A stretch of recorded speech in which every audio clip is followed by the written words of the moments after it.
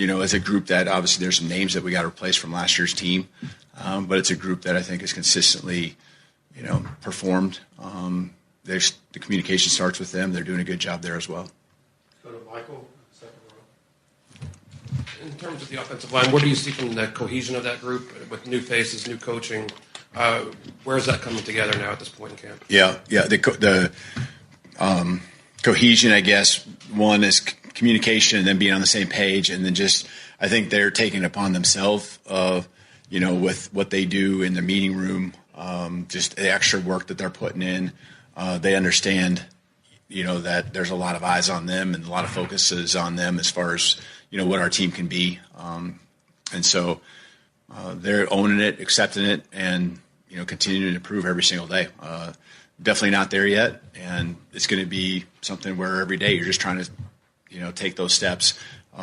Probably, there's things that they do really well. Like there's stuff that we can go out there and we can execute with those guys and feel really good about.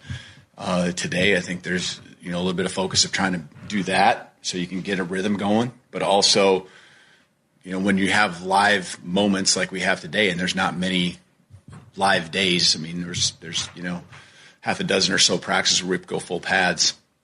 Got to take advantage of the things that you can't see when you're not live and letting them go do their thing there. So some of the situations, there's less reps that they've had.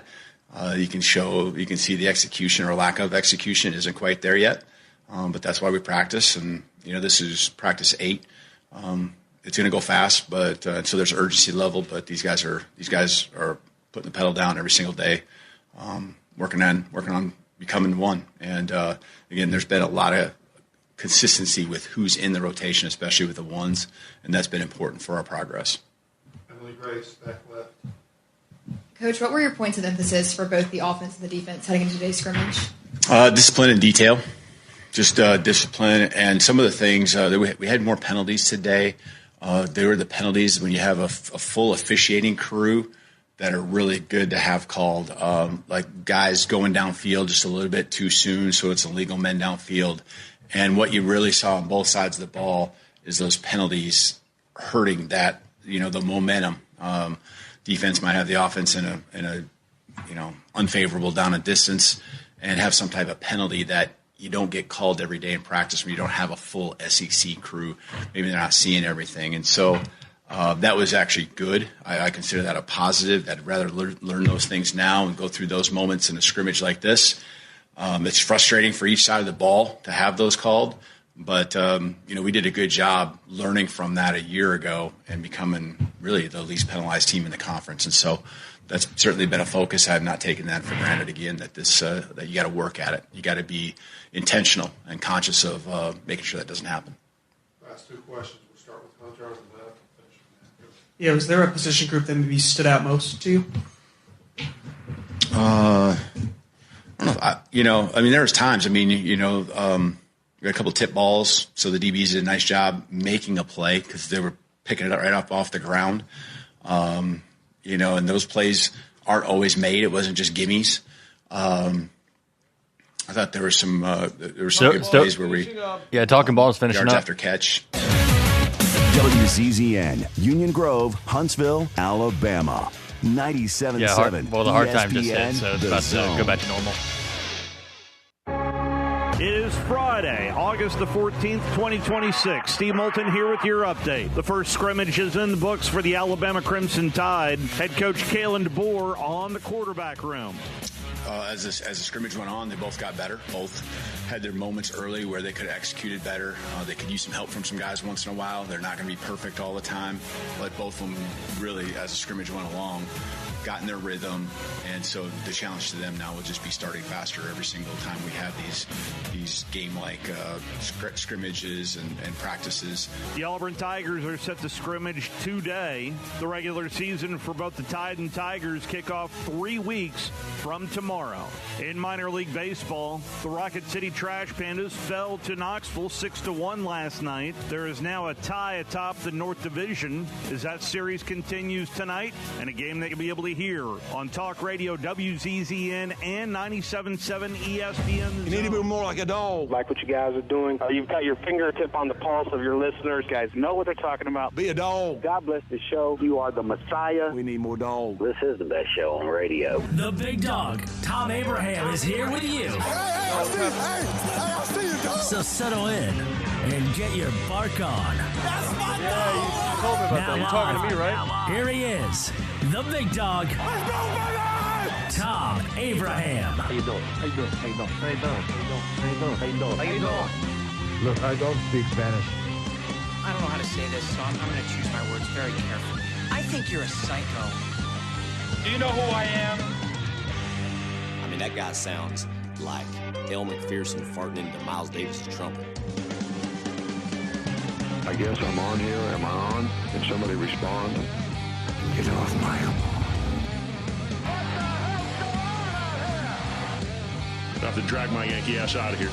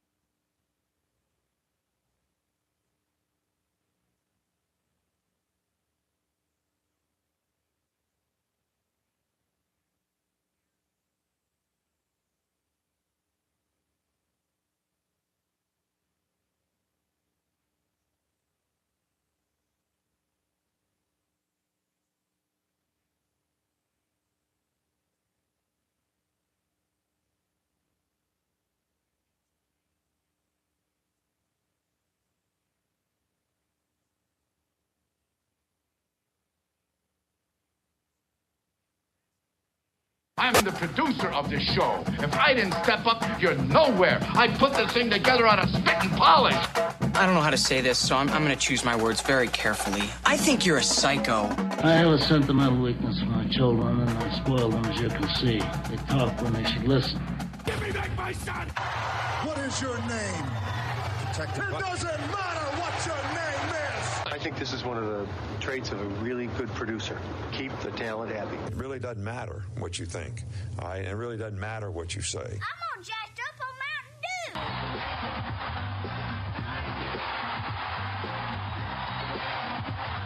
Dew! Oh, yeah, baby!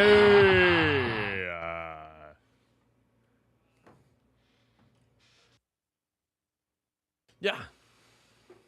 Yeah.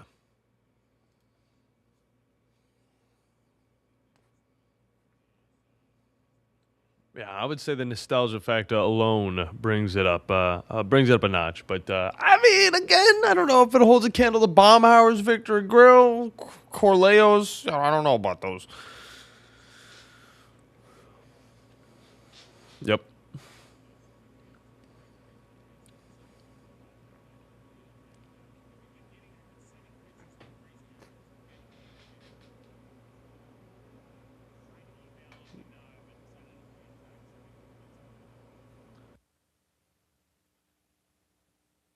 He's got his Minnesota Vikings polo on, so I don't know if you got that one or not. Did you get that one? Oh, you talking to me? Yeah, I'm talking to you. No, Who else would I be talking to? No, I don't know. You were talking to somebody else before the show. I thought you were talking to me. No, I'm talking to you, asking you whether or not I'm doing a sports talk radio. Yeah. We got that. We got that up. We had that up Okay. on the thing. All right. Okay. Good. You got that one. All right. I'll tell you what. With no further ado.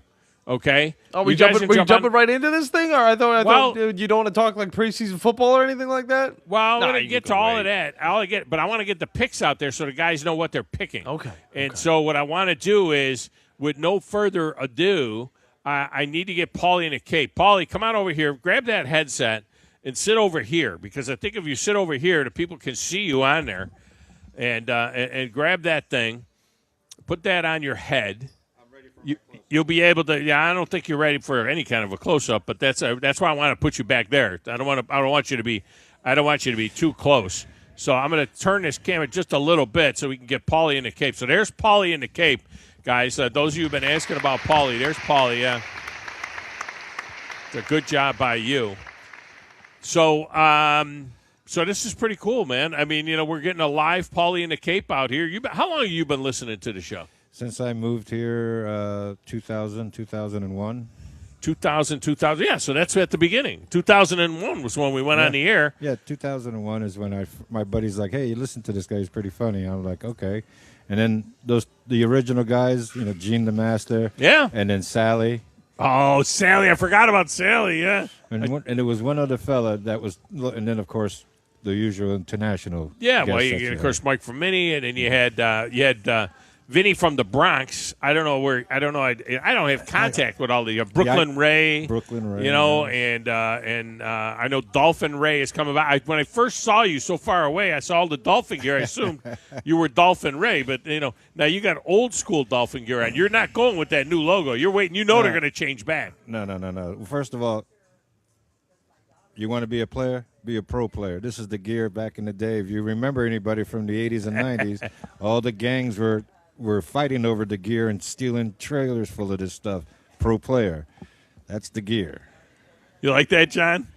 That's like an old starter deal. That's a pro player. Pro player. Pro player jacket. Guess how old this jacket is? Yeah. Guess how old it is? I'm going to say that jacket is 30 years old. Easily. I got it in like 89. Oh, really? Yeah. How old's the hat? The hat is about 20 years old. Okay. Yeah, I'm a sucker for those starter jackets, and I have a similar looking one, but it's the New York Islanders. It's the same teal and blue. It's the Riverman. Look it up, pro player gear. And for a while, like the gangs, like everybody was sporting that stuff, and people were getting mugged for it. Oh, really? I mean, my mom worked for the DEA, U.S. Customs, and they were stealing trailers of this stuff, and then the NFL had to step in and go, hey, we got to control this, and then they took it over and then became what it is now. So where have you been the last several weeks? We've been doing the Friday, the Future Fecta on your High Holy Day here. Well, What happened? I work in the security business, and a couple people took off, and it was just overtime available, and so. So, John, will you be posting the like you did last week? Will you post all of the picks again so people can catch up that haven't been able to make their picks? Yes, please. Just keep doing that. And text it to me, please. Although we had the Philip called yesterday, and he called you out. Called who out? You out. He said, you know what? You're not paying attention. You know, he shouldn't be able to pick the picks, my God. Because now there's been injuries and things like that, and who knows what the scenario Wasn't is. it by the grace of your goodwill that you let him back on the show? Well, no. I mean, Philip's a legend. He's been doing you can't this get for rid a of the long Philip. time. No, you can't do that. But Tom, since you're right next to... I've given him the preps, and I give him the props, especially when he called from the hospital. He goes, I laughed so hard. Yeah. That was fantastic. What were you saying, John? You're right next to Paulie, so you might as well just show him all of the pics on the Twitter. No, I'm not showing him anything. I'm over here doing the Sports Talk Radio show. I can't see the glare. I'm not capable of doing. Well, maybe I'll do it during a break. Maybe I'll get his picks in there during a break. Yeah. All right, Paulie. So you're going to help everybody out with this. This is a unique one. Okay, this is a unique one. Everybody listening, you guys get ready to get in on this Friday trifecta, this Friday future factor. You're going to want to get in on this. This is where we're going with this. Vegas has put out numbers for the number of teams from each of the 4 Power 4 conferences that are going to make the college football playoff, okay? Mm-hmm. All right, so we're going to start with the ACC. The over-under for the ACC is 1.5 teams making it to the playoff. Now, last year they had 1. 2 years ago they had 2. So the over-under is 1.5 teams from the ACC. What do you think? I'm thinking, well, you got to factor in that weak-ass team Notre Dame to screw everything No, that doesn't count. Notre Dame doesn't count for the ACC. Okay. No, I'm talking about just in general. Oh, yeah, the games they play. Yeah. I would say 2. Over. So you're going to go over on that one. Mm-hmm. The Big 12 has had 1 each of the last 2 years, okay? I remember Texas Tech made it last year. The year before it was SMU. Over or under 1.5 teams coming out of the Big 12? Under. You didn't waste any time on that one? Under. The Big 10, okay? The Big 10 had 4 2 years ago. They had 3 last year. And one of them was Indiana, right? It was Indiana and Ohio State. So over or under 3.5 teams from the Big 10 make it to the playoffs? I say under because Indiana's not going to make it. You know, I don't think they still have the same core of players. All right, so you're going under. Don't forget they got Oregon, USC, those That's people what I'm saying, too. but so you think Oregon and Ohio State maybe? Last year was Oregon, Ohio State. Under 3.5. Right. Yeah. So if it's Oregon, Ohio State, and 1 under, you're still under. Yeah. Michigan probably sneaks in. Or... Michigan ain't making anything. Michigan's going to suck. All right, whatever. All right. And finally, the SEC. SEC, 2 years ago, the SEC had 3. Last year, the SEC had 5. Okay? Yeah. Over or under 4.5 teams from the SEC make the playoffs? Under 4. Under 4.5. Yeah, under 4.5. So 4 works. Yeah. Okay. All right. So there you go. And John has got this posted up as well. So I really appreciate you coming out here. Are you going to grab some chow here at some point or what? Yeah, I'm going to see what's going on the menu there. Yeah, they got. Gotta hope everything here is kosher. They got. I don't think anything. Oh, there's the menus right over there. Let me see one of those menus. I don't think anything over here is kosher. God, it's like a Bible. Yeah. Is what it is. It's like picking up the Bible. Yeah, this is the menu over here, guys. From this joint. I think it's Slate. Oh my gosh, it's crazy. Yeah, they've got all kinds of good stuff. They got this whole side is all drinks. Yeah, they got the drink menu there. The appetizers: calamari, hot crab and cheese dip, PEI mussels, crispy wings, fried green tomatoes, coconut shrimp, conch fritters. Man, that's good-looking things. The seafood bar has snow crab, oysters on the half shell, whole Maine lobster, shrimp cocktail, peel and eat shrimp. They got all kinds of salads as well. Man, this is a really serious menu, man. This is a good-looking menu. They got steaks and pasta. They got all kinds of stuff. They had handhelds and then entrees too. So I'm going to go with I know what I'm going to have. I can tell you right now. I'm going to have a black grouper sandwich. That's what I'll be having, a black grouper sandwich. That's the way I roll. I hear you. All right, Paulie. Well, it's good seeing you, my friend. Yeah. Glad that you made it out and hang out. And then Mike from Minnie is here, 87 years old. God bless him. Man. Can you believe it? It'd be nice if Gene the Master shows up. Oh, I'd love to see Gene. Yeah. I know Gene had a doctor appointment or something, but maybe we'll get Gene in here. Yeah. All right, man. Well, I appreciate it. Yeah. What was that? You know, if I make it over there during the Christmas time for the gifts thing, I definitely want to eat at that Baumhauer's. Yeah, I mean, we'll always go to keep talking Baumhauer's. about that place. Yeah, Baumhauer's is great. I'm there every other Tuesday at Baumhauer's, and it's tremendous. And we're going to be giving away tickets to the Iron Bowl from Baumhauer's as well, where people can win Bob Baumhauer's tickets to the Iron Bowl. Did you take Breeze over here? Breeze Airline? Did you fly on Breeze to get here? I flew on a Ford F-150 from Lynn Leighton Ford. What, are you kidding me? Fly. Doesn't Breeze fly from? I don't know. I think so. I think Breeze does fly. Does it go out of here or Sarasota? No, here. Out of here? Yeah. I'd have to check that. Yeah, but what's the biggest airport by you? Birmingham? Nashville. Nashville. You know, Nashville International is significant, and Huntsville has a beautiful airport. Well, Huntsville, right? Yeah, Huntsville's got a great Huntsville? airport. I'm almost equidistant. I'm a little bit closer to Huntsville than I am to Nashville. Okay, but kind of in the middle. Either way. Yeah. Okay. So either way. All right, brother. It's good seeing you. Good to see you as always. Go Dolphins. Go Dolphins. That's Paulie in the Cape live on the show. I mean, come on. That's pretty cool. After all of these years of Paulie calling, yeah, he deserves a little applause. That's right. That is right. That's a good job by you guys. They're playing it. Go Dolphins. They're playing a Dolphins song for you. The Miami Dolphins song for you. That's really good, man. Good stuff. All right. I'll tell you what.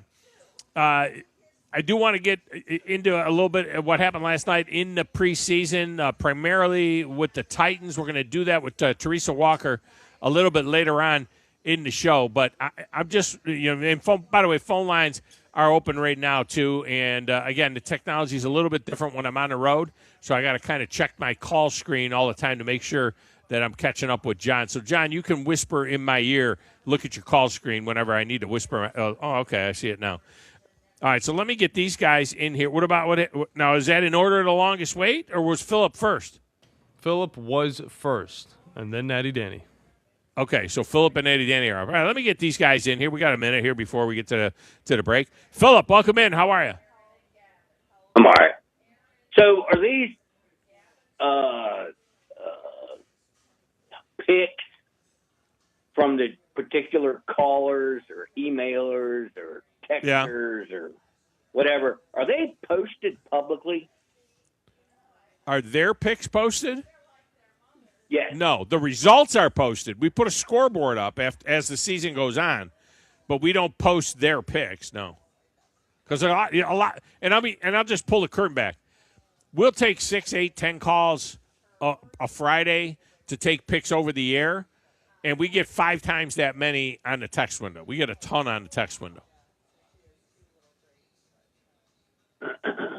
Okay. All right. You ready to make yours? I guess, yeah. For, Natalie Danica has a hissy fit. Well, I'm just saying, if you've been in every week, so, if you want to make your picks, I got them here. Yeah. All right, let's start with legitimate picker, unlike Paulie and the Cape. Are you saying some people are illegitimate pickers? Why is Paulie in the Cake because he picks them all at once at the end of the season. Okay. All right. ACC, over or under 1.5 teams in the playoff? Over. The Big 12, over or under 1.5 teams? Over. The Big 10, over or under 3.5 teams? Under. Bruh. And the SEC, over or under 4.5 teams? Way under. Remember, they had 5 last year. That rain is done, dude. That rain is done. It is drought time. See ya. What's his name ain't walking through that door. Okay? It's over. They had 5 last year. Can I just remind you once again that they had 5 last year? It's over. 5. America's tired of it. We're done with it. It's over. It's over. They had 5 last year. They had 5. Now, they didn't win the national championship the last 3 years. I get that. I mean, the Big Ten has owned the Natty for the last 3 years. I understand that. That Michigan cheated to theirs.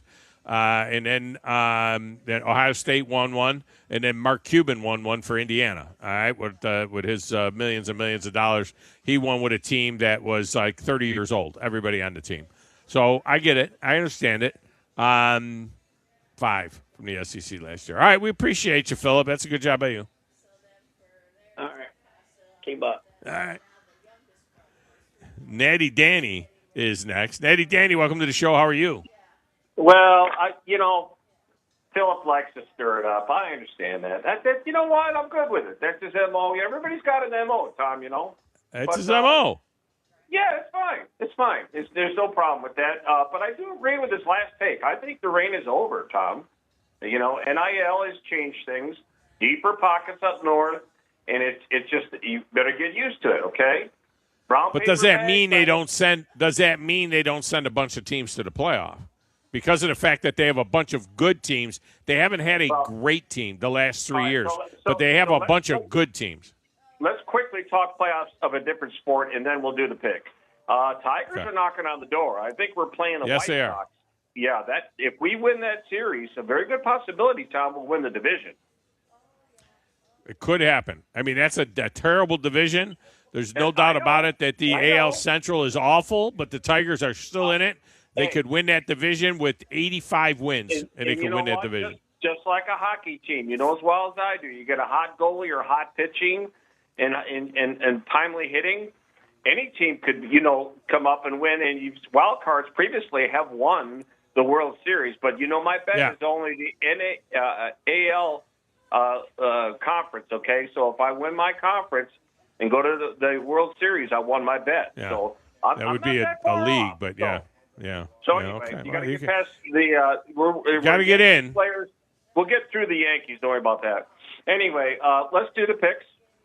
All right, ACC over under 1.5 playoff teams. Oh, let's go under. The Big 12 over under 1.5 playoff teams. Let's go 2. So that would be over. The Big 10 over or under 3.5 playoff teams. That's easy. No brainer. You got to go over. Michigan's getting in, baby. So who are the 4 playoff teams from the Big 10 in your opinion? Oh, it's real simple. It's Oregon, Ohio State, Penn State, and Michigan. Or maybe even Wisconsin. So you're putting Wisconsin? Wisconsin's awful. What's the matter with you, Wisconsin? They're terrible. You're just saying that for your buddy. They're terrible, Wisconsin. I always pull for my buddy. Let's do the last one. SEC, I know where you're going with that. Over or under 4.5? They suck. They're going over. Under. Are you sure you want to see? I think you Freudian slip there. I think you said it right. I think what happened there was I think you said that's easy over. And that's what you said. No, you are correct. I did make a faux pas. But no, that's not it, Tom. It is under, and the reason why I said that is I'm working on my psychedelic reindeer, and I'm still working on the deck outside. Tom, I do more work than most men do all year long in just one day. You know who I am. I bring it hard, and I bring it strong. Huh? I think you're doing something psychedelic. I'm not sure what it is, but there's something going on there psychedelic. Well, I'll send you the information about the pool and the psychedelic there, and you'll see what I'm talking about. All right, brother. I appreciate you. Hey, have man, a great weekend, Tom. See you. All right, thank you. All right, we're going to get a break in here. When we come back, I'm going to try and coax Mike from Mini to come over here and throw a headset on, and we're going to catch up a little bit with him. You can get your picks in as well. Now is the time to get on the horn and get in line and get your picks in on the Friday Trifecta. The Friday Trifecta is as old as this show. I'll be honest with you. I actually started it in Florida. So the 3 years of the show in New York before I left New York, I didn't do a Friday Trifecta then. The Friday Trifecta was born in Southwest Florida and has lasted that whole time. 256-5764-97.7 get you in. You can also text your picks in 732-982-7469. Back with more right after this.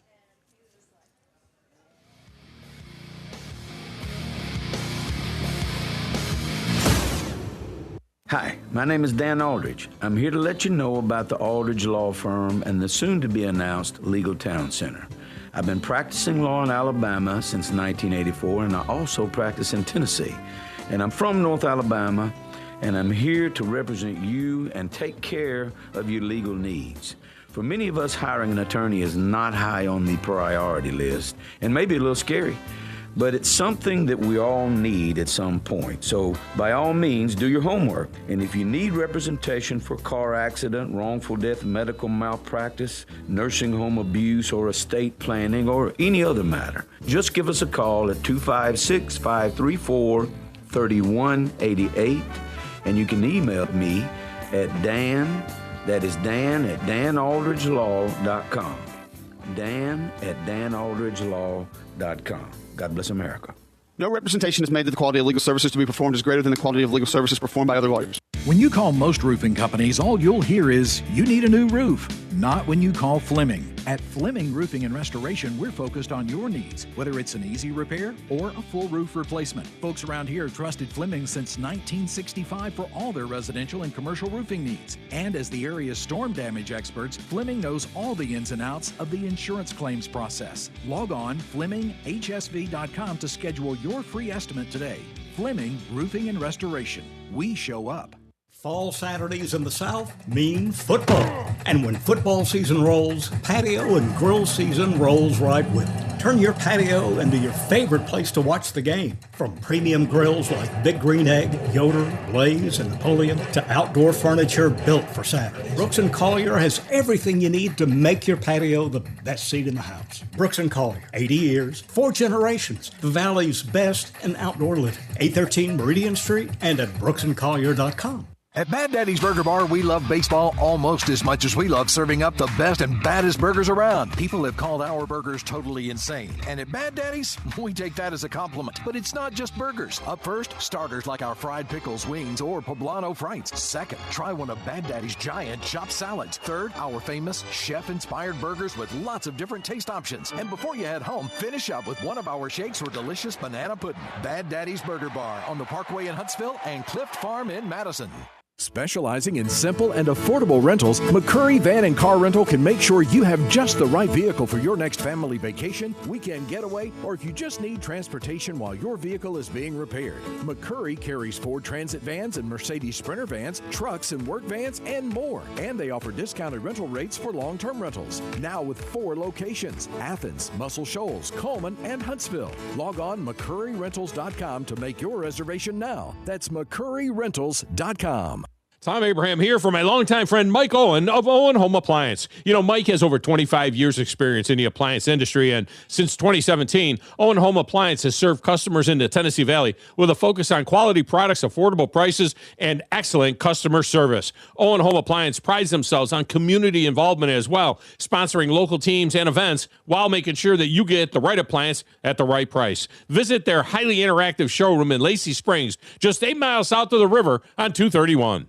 Looking for your next great round of golf? Take the short drive from the Tennessee Valley to the Bear Trace at Tim's Ford in Winchester. This spectacular Jack Nicklaus designed 18-hole course sits along scenic Tim's Ford Lake, featuring rolling fairways, challenging greens, and lake views that'll make the trip well worth it. Whether you're planning a weekly foursome, a company outing, or just sneaking in a round, Bear Trace offers one of the best public golf experiences in the region. Book your tee time today at tnstateparks.com and play the Bear Trace at Tim's Ford.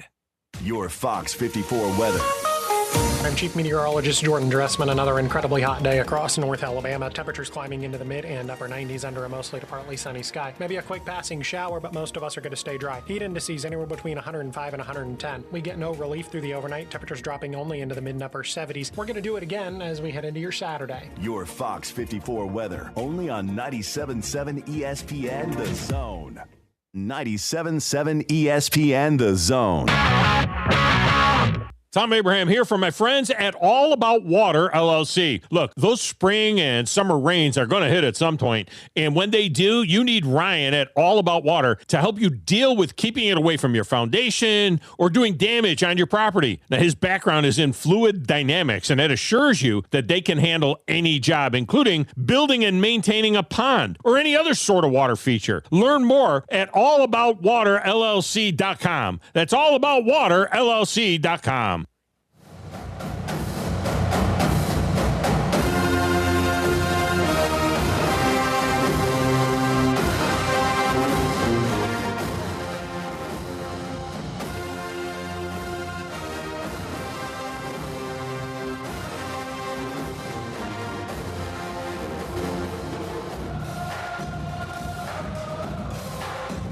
And welcome back, Thom Abraham Show.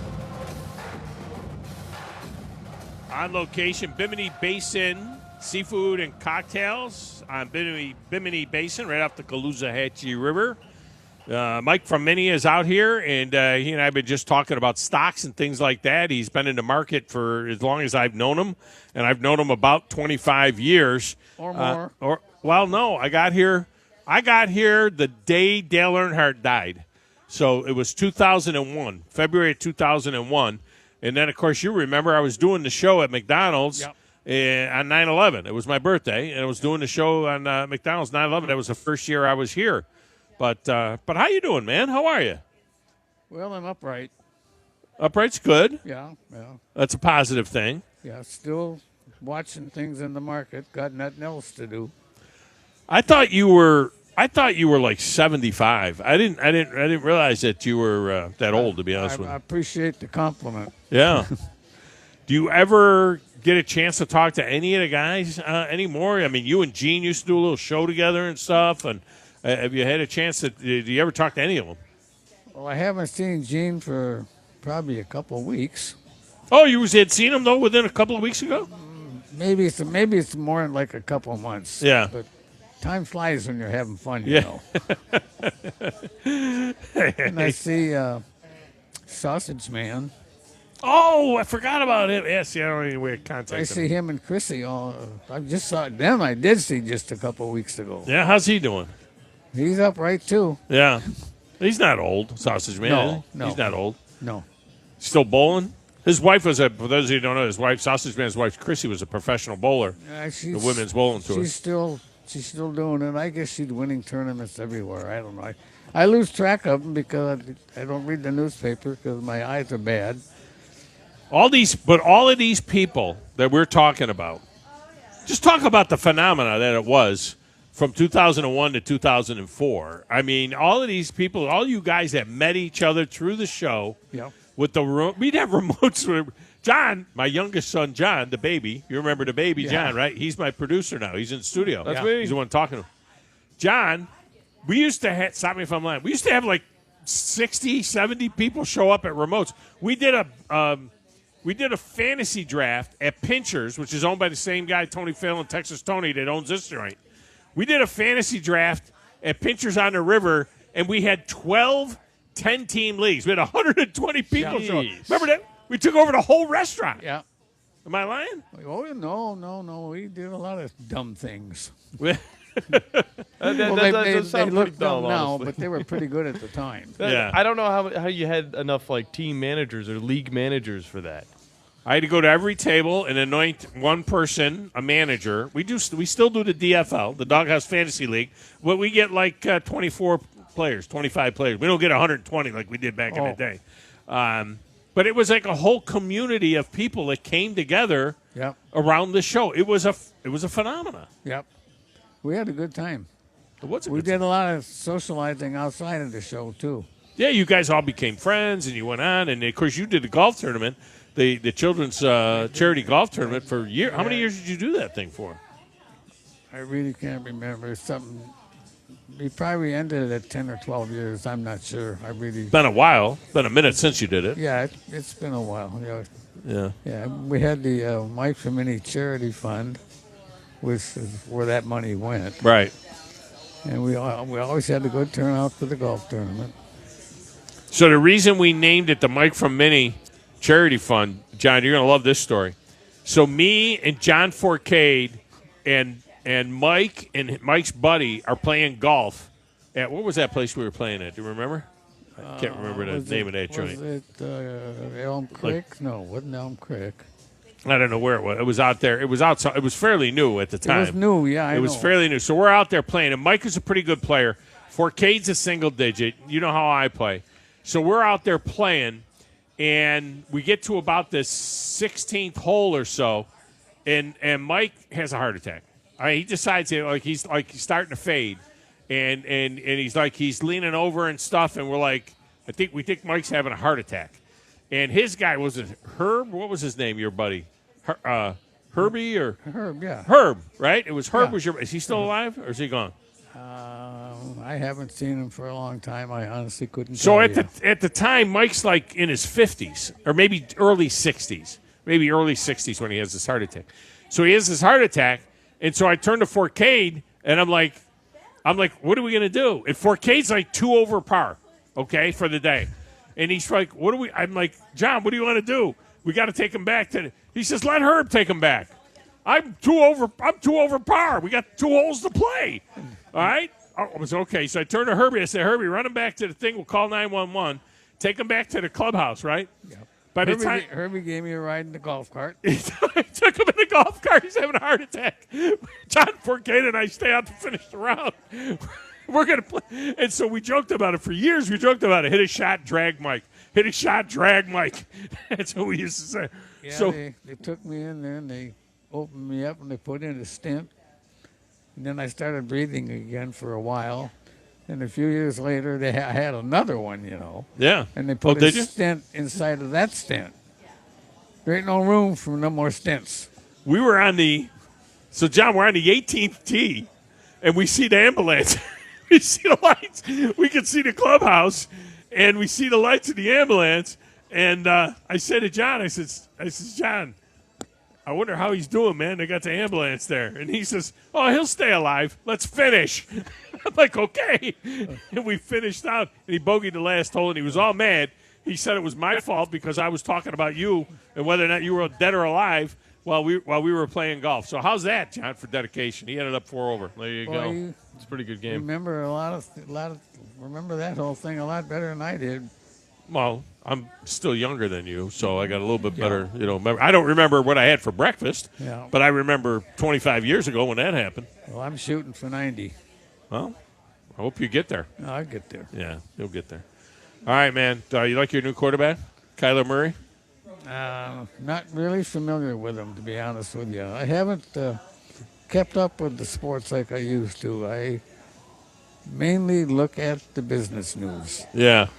That's what keeps me alive. You were good with the sports, though, man. You were so good. Mike and Gene did a show, a Sunday show for a few years, back in the day as well. So you had a little bit of radio experience. I hope Gene's listening today. He does from time to time before he shut down the thing. Now he's had a few health issues as well that he's dealing with. He said he was going to try and make it, so I did talk to him, and he said he would try. I got a text from him, I think, sometime in the last couple of weeks, telling me about him not doing well, but honestly, my mind fades a little bit now, too. I don't quite remember things like I used to. Look, my friend, neither do I. I'm going to just tell you that right now. All right, man. Good stuff. I appreciate you, and I really appreciate you and your Monica coming out. She looks great. She's doing great. Yep. But is she about 20 years younger than you? You might as well be. You might as well be, right, exactly. Horning said he was possibly going to come by. Yeah. As well. So I hope he shows. Yeah, that'd be nice to see him. Yeah, I see him once in a while. Yeah. All right, man. Appreciate you. All right. Thanks for the time. All right. Thank you. Mike from Minnie. Going old school there. Going old school there with that dude. It was, he doesn't even remember. I don't think he remembers when he had the heart attack on a golf course with us. Well, I think he does. I think he probably remembers that a little bit. He didn't remember. I had to remind him of it. But, man, I'll tell you, for 2 years, John, every time it would be like, hit a golf shot, drag Mike. Hit a golf shot, drag Mike. It was the way it was. Well, at least you guys were on the golf course. So, honestly, that'd be my ideal spot to pass away into the great hall of the Lord. Yeah. Yeah. Yeah, I don't think he'll be. When was the last time you played golf? Probably didn't play golf in 10 years. You still play it once in a while? Oh, okay. All right, that'll be good. You'll be back to being a single digit. When you get to heaven, you'll be a single digit, and everything. You'll get your new body, and you'll be in great shape. You'll be playing, and you'll play every day. Probably up there. It could happen. Miramar. It might have been Miramar we were at. No, I don't think it was Miramar.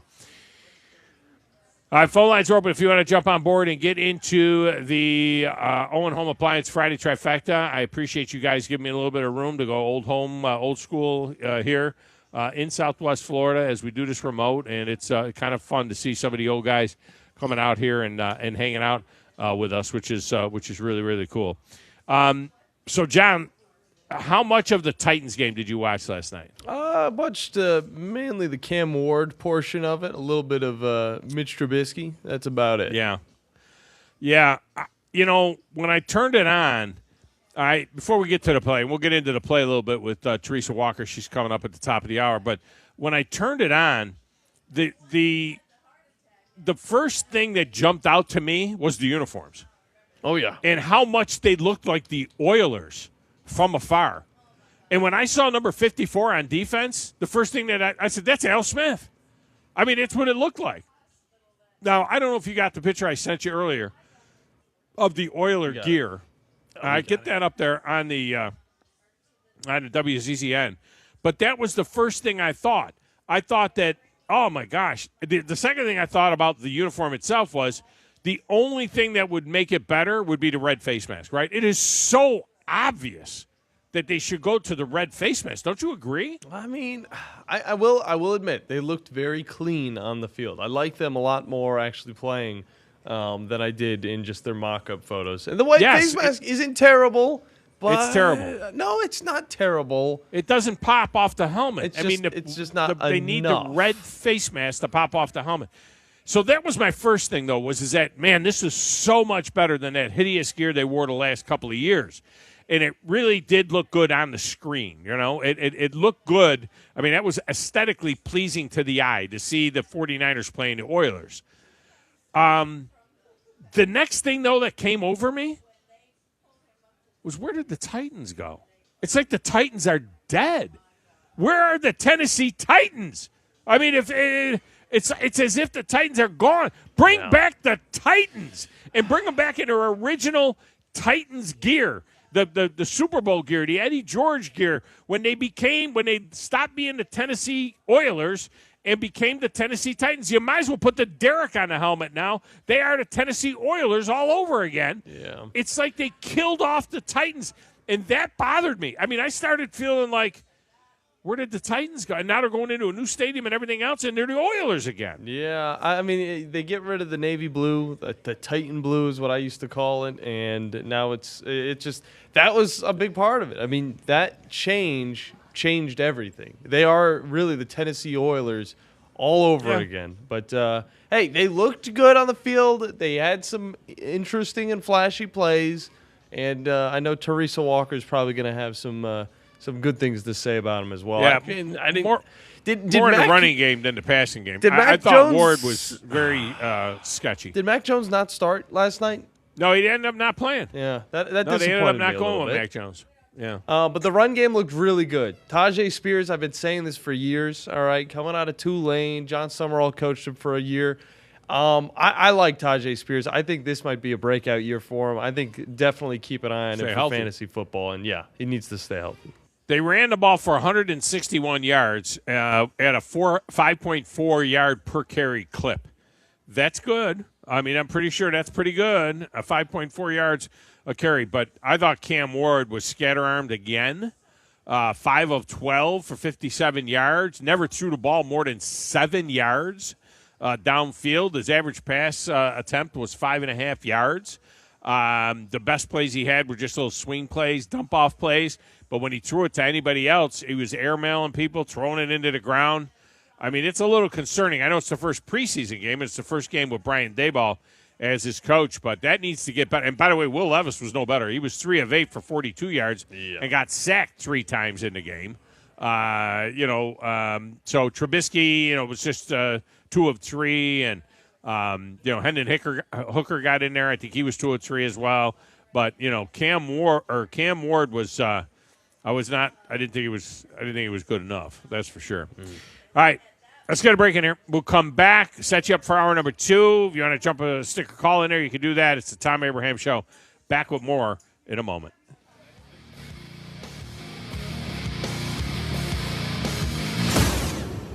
You're listening to the Thom Abraham Show on 97.7 ESPN The Zone. This is Brent Musburger's VSiN Action Update on 97.7 ESPN The Zone. Drivers who switch to Progressive have an annual savings of nearly $750. Progressive.com. The Atlanta Falcons are at home tonight as the Falcons take on the Denver Broncos inside Mercedes-Benz Stadium. It's the preseason opener for the Falcons.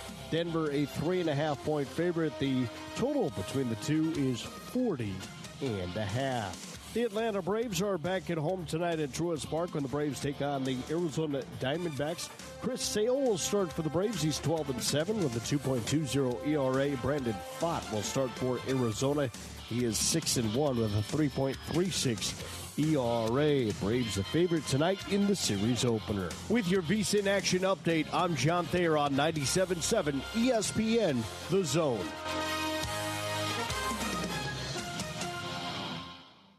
Feel the Tide roll. Don't miss any of the Alabama Crimson Tide's action this season. Tune in. Scrambling. He's going down. Kelby Collins gets the 4th sack of the night for Alabama. Alabama football is back. Hands it off to Daniel up the gut. Daniel breaks the tackle. Fights his way to the goal line. He's in. Touchdown, Alabama. Roll Tide. 97.7 ESPN The Zone. Since 1983, Berkshire Hathaway Rise Real Estate's Ann Adams has been your local go-to real estate expert in the area. As a buyer, you can trust Ann's in-depth knowledge of the local housing market to narrow available properties down to those you'll be interested in, saving you time when shopping for a new home. When you're ready to sell, Ann's expert negotiation skills will ensure you get a fair price and hassle-free experience. Call Ann Adams today at 256-337-2625 or email annadamsrise@gmail.com. You've got to experience Toyotathon at Bill Penny Toyota. They've got the selection with over 700 new Toyotas to choose from. And they've got the extras with Bill Penny perks and a 10-year unlimited warranty. So get on over to Bill Penny Toyota today and experience Toyotathon. Bill Penny Toyota in Huntsville and online at BillPennyToyota.com. Bill Penny's Toyota 10-year unlimited warranty is valid through the 10th year of ownership. Valid on new vehicles only. See dealer for details. Thom Abraham here for my friends at All About Water. Crazy name, huh? Well, let me introduce you to them. All About Water is the top pond builder anywhere in the Tennessee Valley, and that includes remodeling or cleaning out existing ponds as well. They also have monthly maintenance plans for your pond. Don't have a pond? Well, how about a fountain or water feature for your property to bring that soothing sound of running water to your happy place? On the other hand, maybe you have water on your property that you don't want. Well, Ryan at All About Water is all about water, so he could take care of that as well. He has a background in fluid dynamics, and what that means is that he could take care of any water issue that you have. Finally, how about that irrigation system that you have or that you want? Well, they do installs and maintenance and repairs on those as well because they are all about water. Learn more at allaboutwaterllc.com. That's allaboutwaterllc.com. At Bad Daddy's Burger Bar, we love baseball almost as much as we love serving up the best and baddest burgers around. People have called our burgers totally insane. And at Bad Daddy's, we take that as a compliment. But it's not just burgers. Up first, starters like our fried pickles, wings, or poblano frites. Second, try one of Bad Daddy's giant chopped salads. Third, our famous chef-inspired burgers with lots of different taste options. And before you head home, finish up with one of our shakes or delicious banana pudding. Bad Daddy's Burger Bar on the Parkway in Huntsville and Clift Farm in Madison. Your Fox 54 weather. I'm Chief Meteorologist Jordan Dressman. Another incredibly hot day across North Alabama. Temperatures climbing into the mid and upper 90s under a mostly to partly sunny sky. Maybe a quick passing shower, but most of us are going to stay dry. Heat indices anywhere between 105 and 110. We get no relief through the overnight. Temperatures dropping only into the mid and upper 70s. We're going to do it again as we head into your Saturday. Your Fox 54 weather. Only on 97.7 ESPN The Zone. Tom Abraham here for my longtime friend Mike Owen of Owen Home Appliance. You know, Mike has over 25 years experience in the appliance industry, and since 2017, Owen Home Appliance has served customers in the Tennessee Valley with a focus on quality products, affordable prices, and excellent customer service. Owen Home Appliance prides themselves on community involvement as well, sponsoring local teams and events while making sure that you get the right appliance at the right price. Visit their highly interactive showroom in Lacey Springs, just 8 miles south of the river on 231.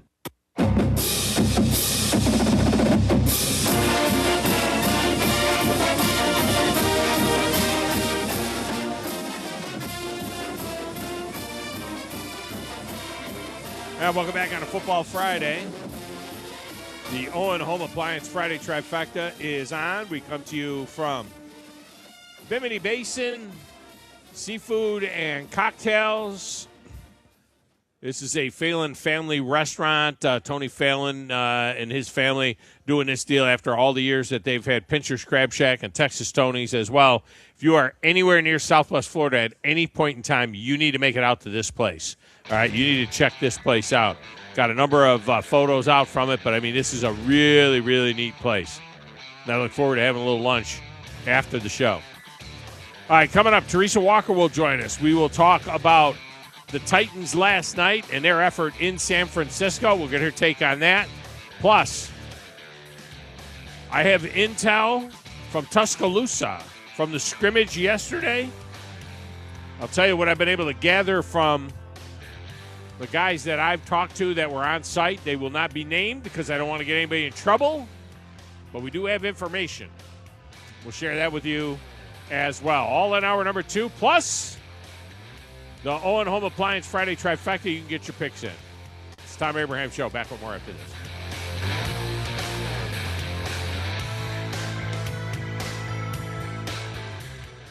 The Orthopedic Center. It's in the name. TOC, the premier choice for all your orthopedic needs. With over 40 physicians and 20 centers of excellence, TOC is the name to trust for complete, expert orthopedic care. And that word center, we mean it. With more than a dozen locations across North Alabama and the Tennessee Valley, TOC is in your community whenever you need us. As the state's largest orthopedic practice, TOC is built on trust. Trust we've earned with every patient we serve. You can see that trust on the field, too. As the official sports medicine provider for the Huntsville Havoc, Huntsville City Football Club, Oakwood and Alabama A&M universities, thousands of athletes and coaches count on TOC to keep them in the game. From student athletes to unexpected injuries, our urgent ortho clinics offer prompt, expert care. No appointment necessary. So remember, when it comes to your health and mobility, trust the name that says it all. TOC, helping you live a better life.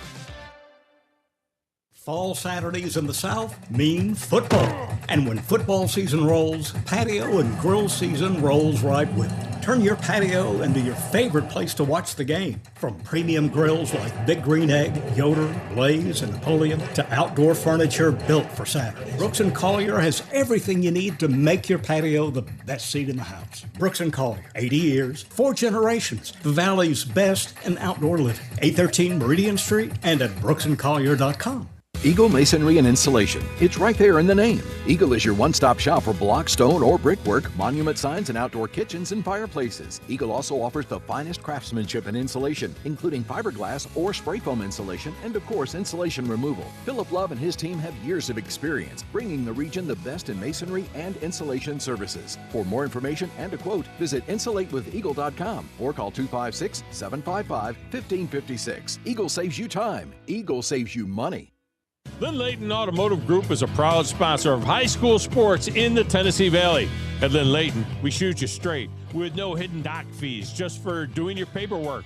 These dock fees are often hidden in your purchase and can run as high as $700 or $800, but you won't see that at Lynn Layton. And Lynn Layton has all the major brands conveniently located in Decatur on and around the Beltline.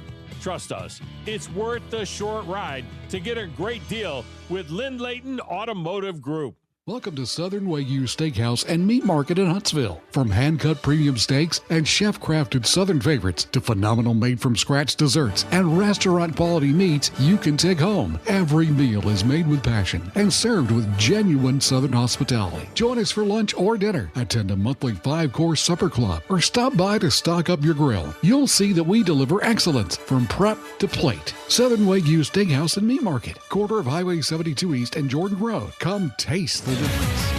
WZZN, Union Grove, Huntsville, Alabama. 97.7 ESPN, The Zone. It is Friday, August the 14th, 2026. Steve Moulton here with your update. The first scrimmage is in the books for the Alabama Crimson Tide. Head coach Kalen DeBoer on the quarterback room. As the scrimmage went on, they both got better. Both had their moments early where they could have executed better. They could use some help from some guys once in a while. They're not going to be perfect all the time, but both of them really, as the scrimmage went along, got in their rhythm, and so the challenge to them now will just be starting faster every single time we have these game-like scrimmages and practices. The Auburn Tigers are set to scrimmage today. The regular season for both the Tide and Tigers kick off 3 weeks from tomorrow. In minor league baseball, the Rocket City Trash Pandas fell to Knoxville 6-1 last night. There is now a tie atop the North Division as that series continues tonight, and a game that you'll be able to hear on Talk Radio WZZN and 97.7 ESPN The Zone. This segment of the show is brought to you by Lynn Leighton Ford. That's right. My good friend Bobby White is now at Lynn Leighton, and I'm right there with him. And you know what you'll never find at Lynn Leighton Ford? Some mysterious dock fee that can be like $600, $700, or $800. The price you saw advertised is the price you'll pay. That's the Lynn Leighton way. You see, transparency is important in buying these days, and that's what you get at Lynn Leighton Ford in Decatur. I made the move, and so should you, to Lynn Leighton Ford. You need to be more like a dog. Like what you guys are doing. You've got your fingertip on the pulse of your listeners. You guys know what they're talking about. Be a dog. God bless the show. You are the Messiah. We need more dogs. This is the best show on radio. The big dog, Thom Abraham, is here with you. Hey, I see you. I see you, dog. So settle in and get your bark on. That's my dog. Now live, here he is, the big dog. Let's go, baby! Thom Abraham. How you doing? How you doing? How you doing? How you doing? How you doing? How you doing? How you doing? Look, I don't speak Spanish. I don't know how to say this, so I'm going to choose my words very carefully. I think you're a psycho. Do you know who I am? I mean, that guy sounds like El McPherson farting into Miles Davis' trumpet. I guess I'm on here. Am I on? Can somebody respond? Get off my I have to drag my Yankee ass out of here.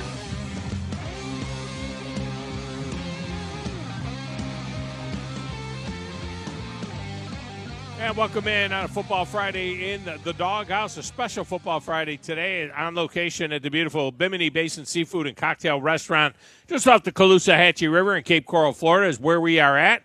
And this is the same Cape that is the home of Paulie in the Cape. And those of you that didn't get the first hour of the show, Miss Paulie live on location. Mike from Minnie out here live on location with us as well. And any of the folks that are in this area, you want to come on by, certainly you are welcome to come on by as well as we mark the 25th year since the show debuted down here before I made my way to the beautiful Tennessee Valley and Huntsville, Nashville, and everywhere in between where I have been throughout the last few years. And you can see some pictures out there on WZZN TV and some posts as to where we are at and what it looks like here at this beautiful location with the dock over to my left, over my left shoulder. It is just absolutely spectacular. You can check all of that out at the social media sites as well, and at Thom Abraham Show, which is my X feed, as we welcome in a new audience listening in Nashville, on Nashville Sports Radio, and in Murfreesboro as well, to go along with our friends at 97.7 ESPN The Zone in Huntsville, and, of course, ESPN Winchester in Winchester, Tennessee. We will get the phone lines going again here in just a few moments. Teresa Walker will be joining us. She's working on her video connection, I guess, and she'll be joining us here in just a moment. But phone lines will get open again here in a little bit, 256-5764 97.7. That number's good wherever and however you consume the show. We got a text window for you as well. That's open. We'll read and react to those on the air. And you can also make your picks in the Friday trifecta there as well. 732-982-7469. That is the text window. You text the text window. You call the call-in line. All right? And you can watch the show as well, WZZN TV on YouTube and on Facebook and on X. And again, just head to my X feed, at Thom Abraham Show, and you can find that as well. Now, I made an executive decision to go a little bit different. I was going to do the NFC and the AFC this week and next week, but then I realized that week 0 of college football, when I was going to start the trifecta with games, kind of sucks. I mean, it's like, okay, there's a mild interest in North Carolina playing TCU, but for the most part, it kind of sucks. So what I decided to do was add one more week of college football-oriented picks for you this week. And what I did was I took the Vegas numbers for how many teams out of each conference would make it to the college football playoff. So your numbers are the ACC over or under 1.5 teams. They had one last year, right? They had two years ago. We used the Big 12 with 1.5 teams. The Big 12 had one team in the playoff each of the last 2 years.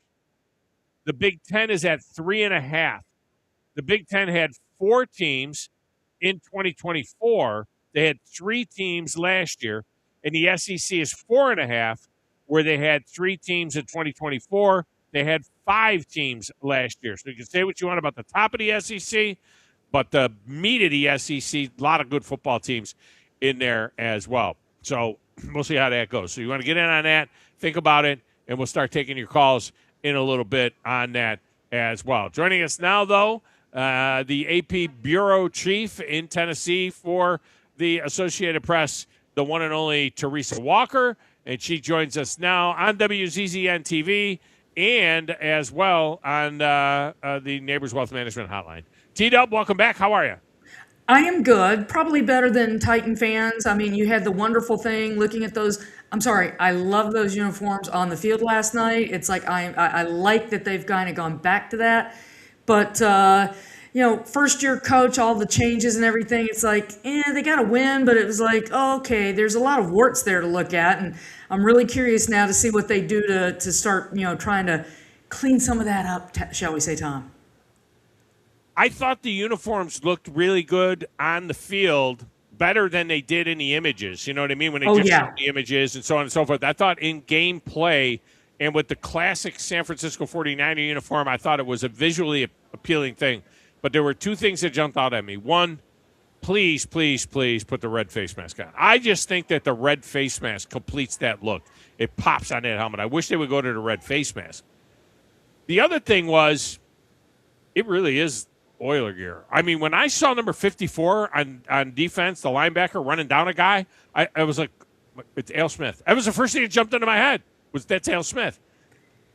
I got this sensation that our Titans are gone. And I was like, where did the Titans go? Bring back the Titans. I want the Titans. I don't want the Tennessee Oilers. I want the Titans. And it was weird. I didn't think I would feel that way. But I was like almost saddened, and I saw a lot of comments from people saying, it's not the Titans. It's the Oilers, not the Titans. And, not the stuff they wore the last 5 years. That was hideous.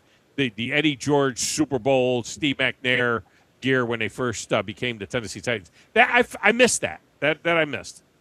I'll just say this. I love the Oilers look. It's clean. It's classic. I mean, it's one of the top uniform looks in the NFL. And I've written about uniform history in the NFL and the whole progression. I like that look. I also covered the 97-98 Oilers. I'll just say this, Tom. You remember and cherish and fans do the era when that Titans look. You know what else those guys did in those uniforms? They won.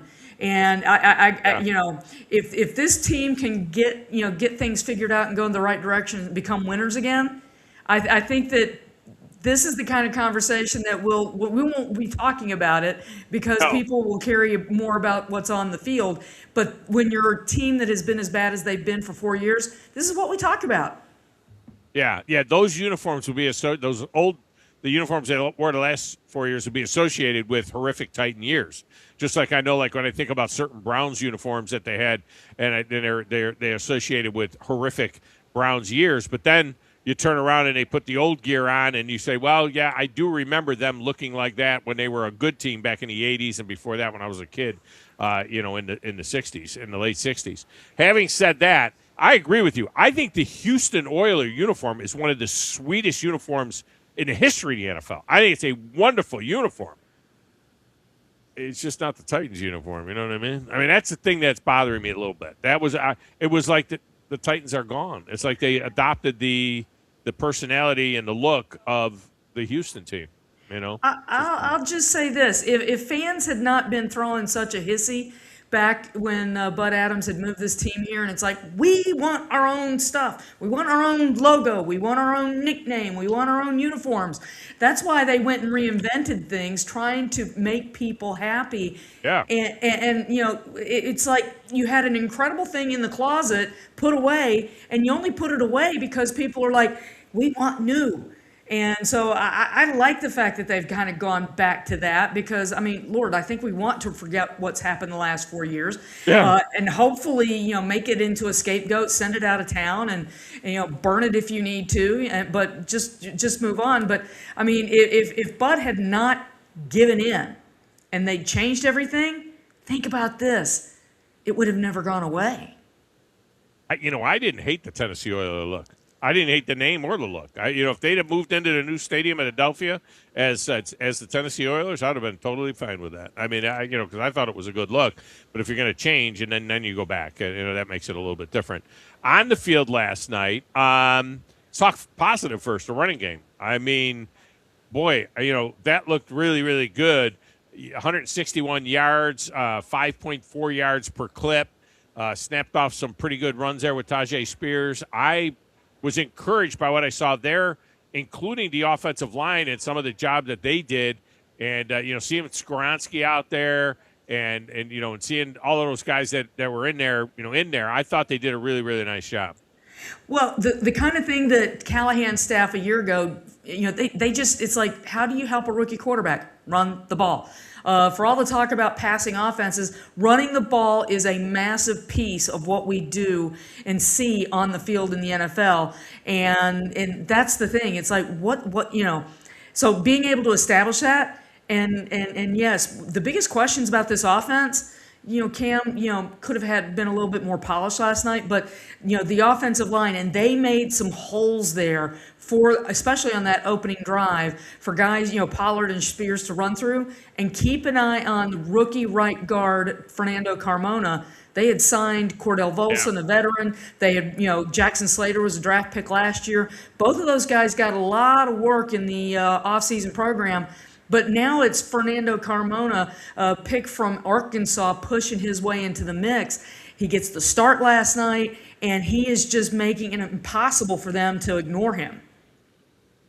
Yeah, he looked good. There was no doubt about it, as well. Now to the passing game. It's just the first preseason game. I get all of that. But Cam Ward, that was a little bit disappointing. I mean, 5 of 12, 57 yards. Never threw the ball more than 7 yards downfield.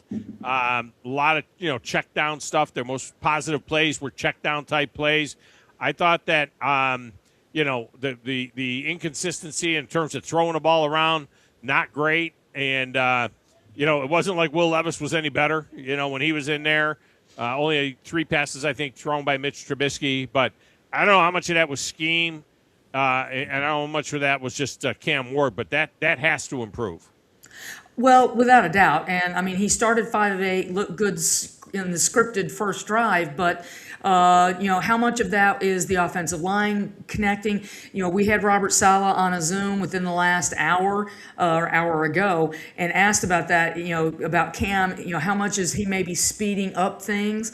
Because Saleh talked about that last night. How much of that might be from a year ago where, he was tied for the most sacked quarterback in the NFL. And maybe, how much of that was he felt that urge, desire, need to go faster or else. And Saleh said, no doubt Cam is capable. We just got to go execute. So it sounds like he's thinking that these are things they can correct. So we will see. The test does not get easier. I mean, they've got the defending champion Seattle Seahawks coming in. They have a joint practice a week from today, and then the second preseason game. But what Saleh did tell us, which this will either help them iron out these kinks with the passing game. They did about 25 plays last night for the starting unit. He wants to maybe get up to halftime for this second game. He wants to build reps. Yes, which, it's been the trend otherwise. You play in the joint practices, and it's like stand on the sideline in the games. And Saleh is like, no, we're going to kind of go up toward halftime this next game, and he wants to build and ramp up, which is interesting because then you get that 2-week break between the last preseason game and the opener September 13th against the Jets. So, that's a piece of it. And Tom, I kind of come back to, yes, there's the new offense, the offensive line, trying to get that sorted out. Saleh has said he wants to have that starting line set by the third preseason game against Chicago. So it feels like that's all tying together because we've seen Cam Ward be efficient and connect with Carnell Tate. I mean, we didn't, the one thing fans wanted to see last night, Cam to Carnell Tate, we didn't see it. 3 times Tate left the field. Will Levis? Okay, yeah. I mean, he's doing nothing to help the Titans try to get a draft pick for him before this season. A week ago, he slips on his own at the scrimmage at Nissan Stadium. He's not doing anything to give the Titans a reason to make a call and say, hey, you need a quarterback? Give me a draft pick. Will Levis is going the wrong direction. They had a little bit of a sieve in front of him, though. I mean, they sacked him 3 times, and they were on him immediately. The thing I was concerned about was the no-pass attempts more than 7 yards downfield. Was that by design, or was there plays that he just threw the ball away? I mean, I'm wondering whether or not they had any downfield stuff called, for Cam Ward when the ones were in there. That hasn't been addressed that I've seen. Saleh talked about him being sped up, and if you're speeding up, you're making decisions a little faster, so that's not letting things develop. I do hope that we get a chance to talk with Brian Dable over the next week because that's a question. It's like, how much do you want to show in these games the ability to go down the field a little bit? So, we saw when he was coordinating with Josh Allen, we saw him throwing down the field. We've seen it at practice in front of fans, long passes down the field. But, the long pass plays as they were catch and runs by Calvin Ridley and Gunnar Helm. Teresa Walker with us from the AP in Nashville. The defense, most of the starters played on defense as well. No Jeffrey Simmons, which is a big, no there. But is that a healthy scratch? What's the story? Why did Simmons not play last night? Well, I thought he got in for a couple of plays, but they know what he can do. They also didn't have John Franklin Myers, who is dealing with a low back issue for over the last week, and they are hoping to get him back into this next week. So it's going to be very interesting to see. But, I mean, I wasn't worried about the defensive front, Tom. I was more concerned about that secondary that they spent so much money on Cordell Flott, Alante Taylor, and it's like, wait, what? What are you doing? Something's not working here. And it was, they've got some things to work on. I think they get that figured out, though. When you got a head coach that has been such a successful defensive coordinator, I believe that Saleh will get that figured out. Yeah, they did hold the 49ers were out of score the first couple of times the 49ers were out there, but they gave up that 11-play, 68-yard drive by basically 49ers backups against most of the first-team defense. So there was that. But in the end, it was a field goal fest. And, boy, how about Joey Sly? 4 for 4, including a bomb from 58 yards. I think he had 3 over 50 yards, including the 58-yarder. So that part is in good shape, that's for sure. It is because he did not look good a week ago. He had a bad day in practice, wasn't great at the scrimmage in the stadium. They literally worked out some kickers on Saturday. The kind of transactions that, the NFL emails those out every day now, so you can see exactly which team worked out who. Message seemed to have been received by Joey Sly. Yeah, I think that's a fact. That's for sure. All right, Teresa Walker has been our guest. Now, these joint practices that are coming up later this week against Seattle, fans can attend that, right? I mean, so that's pretty cool as well. And those are the ones that you really want to go to because you don't get to see two NFL teams up close and personal like that very often. So I think that's something that that'd be pretty neat for the fans to get out to. That and the Chicago practice. So now you had to go to the website for the team to get tickets for these, but the fan experience that they are putting on, food truck, they've got free coffee and snacks and stuff for the kids. So the reviews from the fans who've gone have been really good, considering that it's August camp and hot. Yeah, you got to have tickets, but the tickets are free. You're not. Yes, you just have to go. Yes, you just have to go sign up and get them. Yeah, I'm just looking right now to see if it's any available. So Monday the 17th, there are tickets available for that.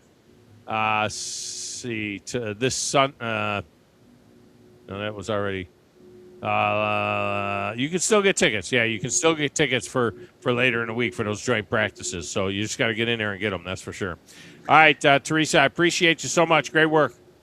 Sounds great, Tom. And yeah, that's the fun part about football. We'll see how they respond next. But as ugly as it was a win. Yeah, well, a win is a win, and that's important. And I think they'll, it's interesting. Vegas had them as a 6-point favorite in that game, and they sure enough they won by 6 points. But I think that is, when you got a first-year head coach trying to build a program, and that's why I like that he's playing some starters. Got a second-year quarterback. He's still young. He needs reps. Live reps, and you got a new offensive coordinator. I think he's handling it just right, and building a winning, that's a much nicer plane ride home last night, than it would have been coming off of a loss. Just any kind of a win gives all the guys a pretty good feeling. They haven't had much of that in this building recently, No. Tom. So a win is a win is a win. That's right, absolutely. Appreciate you, T-Dub. Thank you, Tom. All right, that's Teresa Walker. So good job by her. So we get an update on that. Much more preseason action going on. Of course, all weekend long tonight, the Broncos and the Falcons. We'll get it on in Atlanta. You got the Buccaneers and the Jets, the Dolphins and the Commanders tonight. And then on Saturday, Panthers, Bills, Browns, Bears. Browns, Bears will be featured on NFL Network. Vikings and Giants, Rams and Chiefs, Jags and Saints.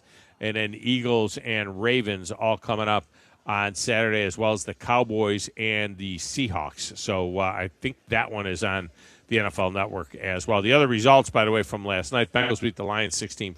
Steelers over the Packers 28-9. The Cardinals with the 27-14 win over the Raiders. Let me just say this. John, did you see any of that or any of the highlights from that? Because Jeremiah Love is him. I mean, I don't say that. Yeah. I don't just make I don't just make a proclamation after one preseason game. But with running backs, which are a plug-and-play position, just watching him last night, Jeremiah Love is him. Oh, no doubt about it. He was running like his head was on fire, and it instantly gave me flashbacks to like an Alvin Kamara in his first 2 years in the NFL, just always doing the most. I'm looking forward to seeing him play. Chargers 27-7 over the Texans, and the Colts with a 13-13 tie with the Patriots. And the funny thing about that game, did you see Mike Vrabel throw the flag on the fumble? Anthony Richardson is so cooked. I mean, he's so cooked. He threw an interception and fumbled in the game in the little limited time that he played in the game. I mean, this guy. I mean, Jamarcus Russell thinks he's a bust. I mean, it just is ridiculous. But did you see the play where he fumbled and they didn't call it a fumble, and Mike Vrabel threw the flag and he reared back and he threw the flag about 30 yards? Oh, he chucked that thing. Drake May would be proud. So there's a new NFL rule this kind of slipped under the radar because it didn't come out when the rules all came out. But there's a new NFL rule now that allows the head coach to designate someone else as the red flag thrower. Somebody else could be the one that now, I got to be honest with you. I'm not sure I'd be okay with that if I'm a head coach. Yeah, I don't want anybody else touching my red flag. Not only do I not want him touching my red flag, I don't want him making a decision. Now, I don't know if it means like this dude's holding the flag and then they're going to grab it and the head coach is going to say to him, throw the flag or whatnot. But they're like, some of the head coaches say that they got enough to do that they don't need to be, looking at, whether or not they should be throwing a flag. I want that control. If I was a head coach, I would want that control. I don't want anybody else throwing my flag. Yeah, anything that risks a timeout, I want to have control, or I want my players to be able to have control over the timeouts at least. Yeah, I mean that's it. And that would be the next thing. They let the players have a flag. The player pull them out of their shoes. Do you know that in the CFL, if a receiver thinks that he was interfered with, and he gets up after the play and he starts throwing, making like he's the flag motion, like he wants to throw a flag. You know what I'm talking about? These guys, they get up, the receiver, the divas, and they go like this with their hand. I did that every once in a while. It's not a diva thing. It's just you're always fighting for that extra yard. Do you know in the CFL, if you do that, it's a penalty? Oof. It's a 15-yard penalty against your own team. You cannot, if you get up, bounce up off the ground, and start calling for a flag, it's a 15-yard penalty in the CFL. That's a little wild. I kind of like that. You just play the game. You just play the game.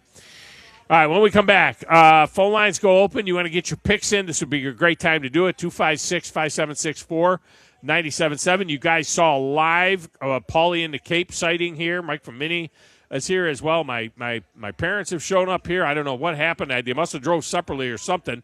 My mother showed up a half an hour before my father showed up. And my father drove to Pine Island or something. I don't know where he went. It's so easy to get here. It's so easy to find this place. And somehow my father ended up in the Gulf of America out there somewhere. So, but they have found their way here as well. Of course, Junkyard Babe is here as well. 256-576-4977. That will get you on the show. Back with more right after this.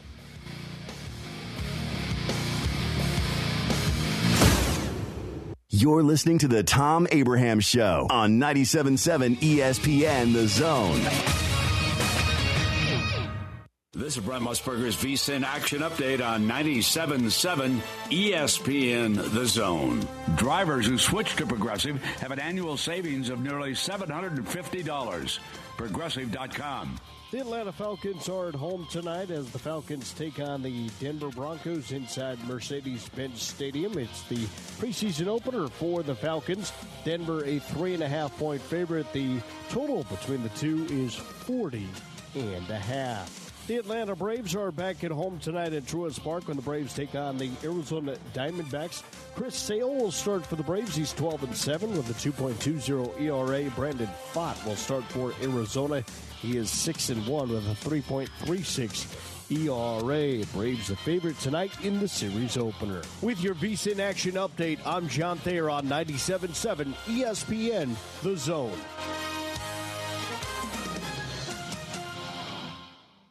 If you're ready to lower your utility bills, it's time to call Eagle Insulation. Eagle can handle it all. Attic re-insulation, insulation removal, wall insulation, and new construction insulation, commercial and residential. Our primary goal is to save you money, and lots of it. Typical clients realize their return on investment within 3 to 6 months. That means the re-insulation actually pays for itself and then some. See if we can help you. Contact Eagle Insulation today, 256-755-1556, or log on insulatewitheagle.com. Specializing in simple and affordable rentals, McCurry Van and Car Rental can make sure you have just the right vehicle for your next family vacation, weekend getaway, or if you just need transportation while your vehicle is being repaired. McCurry carries Ford Transit vans and Mercedes Sprinter vans, trucks and work vans, and more. And they offer discounted rental rates for long-term rentals. Now with 4 locations: Athens, Muscle Shoals, Coleman, and Huntsville. Log on McCurryRentals.com to make your reservation now. That's McCurryRentals.com. When you call most roofing companies, all you'll hear is, you need a new roof. Not when you call Fleming. At Fleming Roofing and Restoration, we're focused on your needs, whether it's an easy repair or a full roof replacement. Folks around here have trusted Fleming since 1965 for all their residential and commercial roofing needs. And as the area's storm damage experts, Fleming knows all the ins and outs of the insurance claims process. Log on FlemingHSV.com to schedule your free estimate today. Fleming Roofing and Restoration. We show up. Fall Saturdays in the South mean football. And when football season rolls, patio and grill season rolls right with it. Turn your patio into your favorite place to watch the game. From premium grills like Big Green Egg, Yoder, Blaze, and Napoleon to outdoor furniture built for Saturdays. Brooks & Collier has everything you need to make your patio the best seat in the house. Brooks & Collier, 80 years, 4 generations, the Valley's best in outdoor living. 813 Meridian Street and at brooksandcollier.com. No representation is made that the quality of legal services to be performed is greater than the quality of legal services performed by other lawyers. A wise man once said, if you take care of old folks and children, everything in the middle will take care of itself. Hi, I'm Danny Aldridge, lawyer in Alabama and Tennessee. In the next 20 years, the number of those folks over 65 years of age will more than double. In our golden years, the most important goal is to be treated with dignity and have control over doing what makes you grateful with those you love. At the Aldridge Law Firm and the Legal Town Center, we're dedicated to help you with these goals, and we'll be there when life throws you those inevitable curveballs. Let us assist you with your legal needs, whatever they may be or become. You may reach us by phone at 256-534-3188 or online with Dan at danaldridgelaw.com. Just remember, we're here to help. Whether it's personal injury, wrongful death, fraud and cheat, or estate planning made complete, we're here to help. Lake Gunnersville Ace Hardware is your locally owned and operated hardware store. We're not just about numbers, we're about helping neighbors, because our Ace Hardware store is part of your community. We're committed to being the helpful place by offering our customers personal service, quality products, and a convenient shopping experience. As the helpful hardware folks in your neighborhood, we promise that helping you is the most important thing we have to do today. Stop by and visit Lake Gunnersville Ace Hardware today, 1536 Blunt Avenue in Gunnersville. 97.7 ESPN The Zone. This segment of the show is brought to you by my good friend Mike Owen at Owen Home Appliance. You know, I've known Mike for over 20 years, and no one knows the appliance business better than Mike. And he's always there to help support whatever we are doing on the show. And they've got all the major brands like Maytag, GE, Whirlpool, Electrolux, Speed Queen, and more. Visit the interactive location in Lacey Springs, where you can try the washers and dryers before you buy them. Owen Home Appliance Center. Quality products, quality prices, quality service. Owen Home Appliance.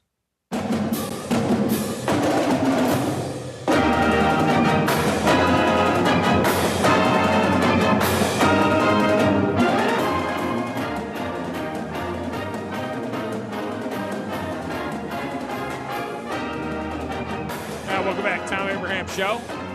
Football Friday in the Doghouse.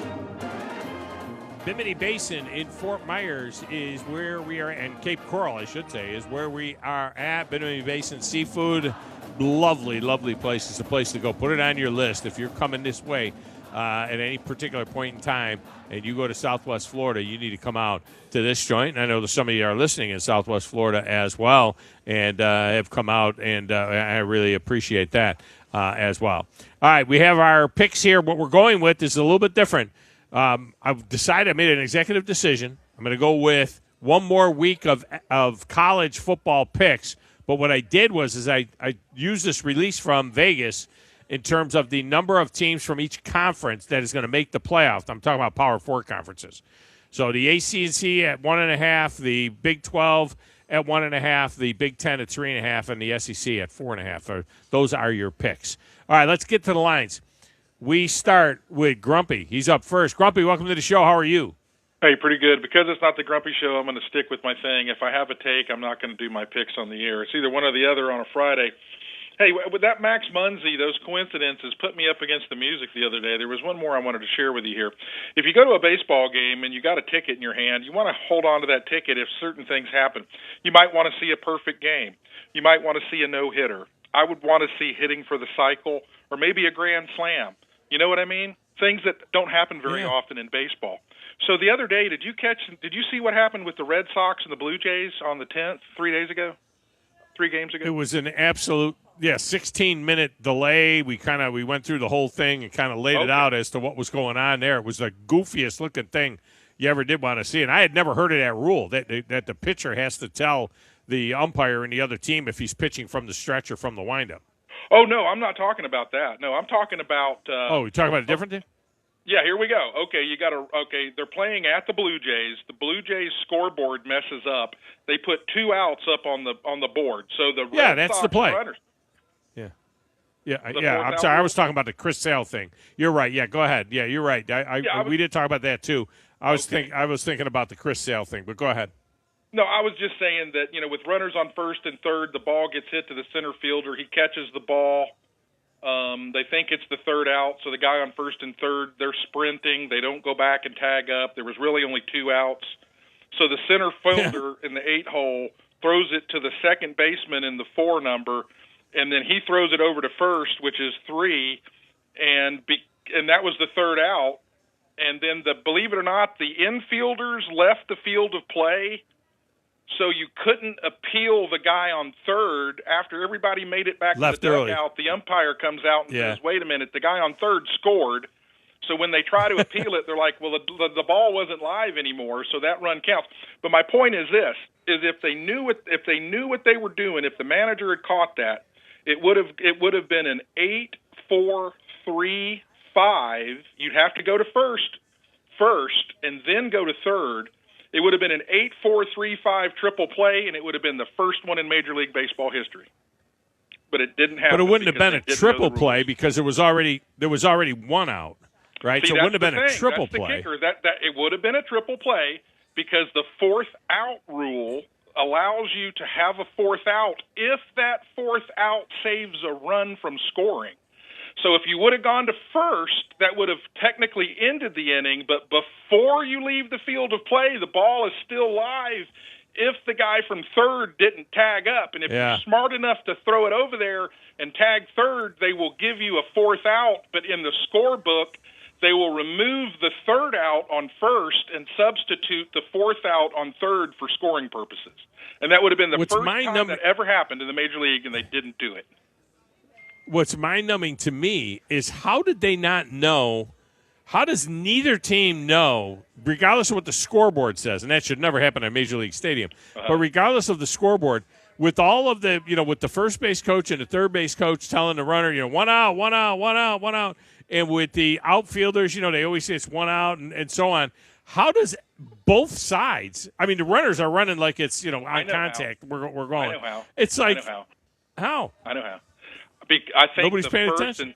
I think the first and third base coaches were looking up and they were yelling 2 outs, 2 outs, 2 outs, and that was the weak link. But that's what I'm saying. They don't rely on it. They relied on the scoreboard. That's what I mean. It's the first and third base coaches. I think they do. I would think they would know. That they would be paying attention. That there was only 1 out. Yeah. But anyway, I don't want to eat up your air on a Friday. I'm just saying that could have been the first 8-4-3-5 triple play in Major League history, and they blew it. Thanks, man. Have a good one. Now, did you see the one that I was talking about? He's gone. The one I was talking about was the Chris Sale one. That was a different game. That was the Chris Sale and the Yankees, where the Yankees had the bases loaded, and Sale pitched from the windup, and he didn't tell the umpire that – no, they didn't have the bases loaded. They had a man on third, 1 man on third, and Ben Rice, and he – didn't declare that he was going to pitch from the windup. And because he didn't declare he was going to pitch from the windup, they called it a balk and sent Ben Rice home. And it was the go-ahead run in a game that the Yankees ultimately won. It's just nuts. Brandon is up next. Brandon, welcome to the show. How are you? Man, I'm rocking along. And LSU Lynch is a 99.99 caller every day. Yeah, we were rating the callers yesterday. So LSU Lynch would we were like, if we do Doghouse 27, the video game, LSU Lynch would be probably a solid 97, 98, John, wouldn't you think? I mean, you're our rater. Yeah. I think LSU Lynch would be way up there. Yeah, I would get Grumpy's him up there. way up there. Grumpy's up there as well. I'd say Grumpy's in 96. LSU Lynch probably in 95. I'd say 95. I don't know, man. I don't know. That's just my rating. He's a hard Raider. He's a hard Raider. Yeah. Can we get some historical cameos from Bama Zach and Rat Cephas? Since they took the dirt nap, probably not. They're over there with now the Hall of Fame team. Okay, they add that in the. Oh, we can go Hall of Fame and bring back the old guys. Yeah. So Bama Zach was always Bama Zach's a high 90s. Rat Cephas was fantastic. Well, Rat Cephas, do we know for sure? Did he die? He died, right? Yeah. Did Rat Cephas die? Yeah, Rat Cephas is dead. Rat Cephas was fantastic. He was really good. The Undertaker was really good. He took a dirt nap. You know what? I got a lot of dead listeners. You know what that means? That means I've been on the air a long time. When I got this many dead listeners, Navy James is gone. Tiger Mark is gone.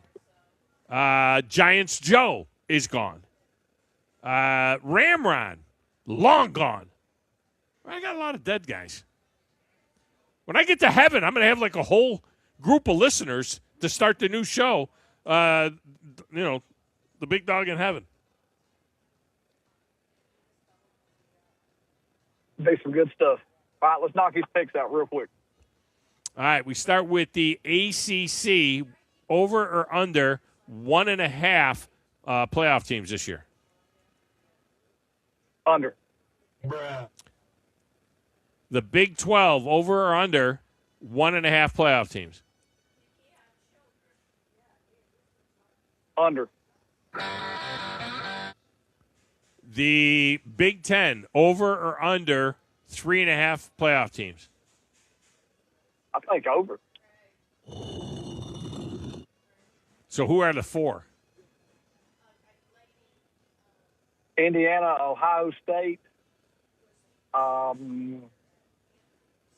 You might. It's kind of iffy on Iowa. I think they might squeak in there at the very bottom, and Oregon. Yeah, I'm not feeling. I'm telling you what, Indiana. I know they got another popcorn schedule this year, but they do have some tougher games later, and I have to see if they catch lightning on a bottle again with a quarterback. Automatically putting Indiana in. I think USC is a more of a live pick than Indiana to me, but that's just me. All right, the SEC over or under 4.5. They had 5 last year. Over. All right. We got you in, Brandon. Roll Tide. All right, speaking of Roll Tide, some notes from yesterday's scrimmage. All right, these are some. Now, I'm not going to out the people that I got these notes from because I don't want to, I don't want to get them in trouble a little bit. But there were, we did have minions on location out there. Okay. And this is what I've been able to glean from that and from some other people and their minions. So I kind of put some thoughts together and everything else. First of all, on a quarterback battle, it seems like Keelan Russell is the better quarterback. Nobody is really saying that Austin Mack is the better quarterback. Some people said that they both played well, but nobody is saying that Austin Mack is better than Keelan Russell. In fact, according to AL.com, there was an NFL scout in attendance, and he said that Keelan Russell was better than Austin Mack and that it wasn't even close. Now, several observers apparently, according to the story, mentioned that Mack started slow and then improved some towards the end. Now, one of my guys that was on location said that Keelan has a chance to be as good a quarterback in the SEC as anyone in the SEC. Made some very good throws in the pocket. Also used his legs to extend plays and find other guys downfield or to outright run. Other notes that I saw, the secondary is outstanding. Well, we knew that. 2 guys preseason All-Americans. So the secondary was absolutely great. Bray Hubbard moving around. Bray Hubbard's all over the field. They're blitzing him from deep. They're letting him play the edge. He's all over the place. Yanze Pierre, defensively, getting used, being moved all over the line as well, and he looks like he's going to be very, very good. The defensive line depth looks to be pretty good. Right tackle competition seems to be that Javon James is leading that right now. Jackson Lloyd doing a nice job at left tackle. I'm looking at my random notes now. Run game struggled early because there were numbers in the box they tried to run against because it wasn't like a typical spring game defense.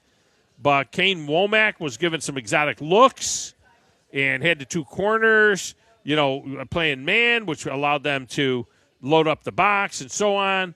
So it made it tough. But as the game went on, Daniel Hill and A.K. Deere both had some really good runs. The problem is A.K. Deere got hurt. And the problem with that, we don't know the severity of the injury. Nobody has said anything about the actual severity of the injury. But I'm hearing third hand,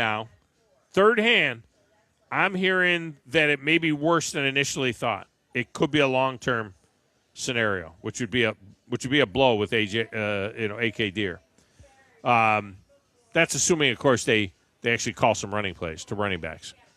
If Ryan Grubb wants to do that, then we might see a little bit of running plays.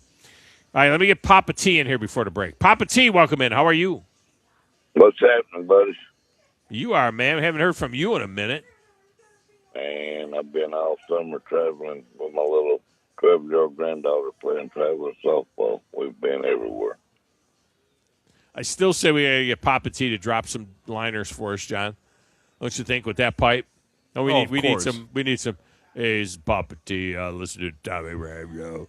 Yeah, we got to get some liners out of Papa T. All you got to do is call me. I'll be glad to work with anything y'all do, man. Y'all are the greatest. I love the show. I appreciate you. So you want to get in on this trifecta? Yeah. All right. ACC, over or under 1.5 teams in the playoff? Under. Ooh. Big 12, over or under 1.5 teams in the playoff? Under. Bruh. Big 10, over or under 3.5 teams? Under. And the SEC, 3.5 teams? Over. Yes. All right, Papa T, we got you in. All right, buddy. I enjoy it. Thank y'all so much. All right, man. Thank you. All right, phone lines are open. You want to jump on board, you can do that.